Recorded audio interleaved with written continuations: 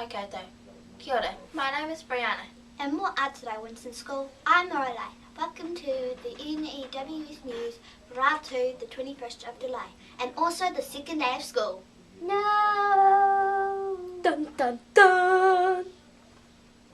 We start the day with some health and safety news. There's still mud out there, people.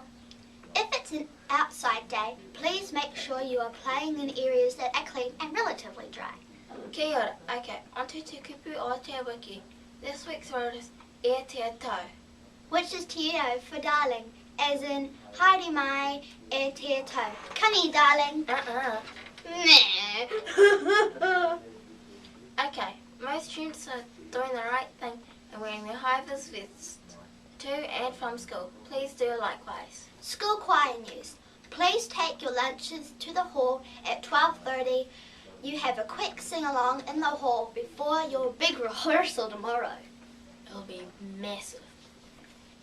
In a few minutes, any notices, you can play the news again, or you can read all notices in your text box below. Last notice of the day. Science Fair students, please meet in the library at 12:40 with a laptop. And that's all for today. From everyone here at the N.E.W.S news team, ka kite popo. Stay clean, stay dry, and stay sharp, WINTON School.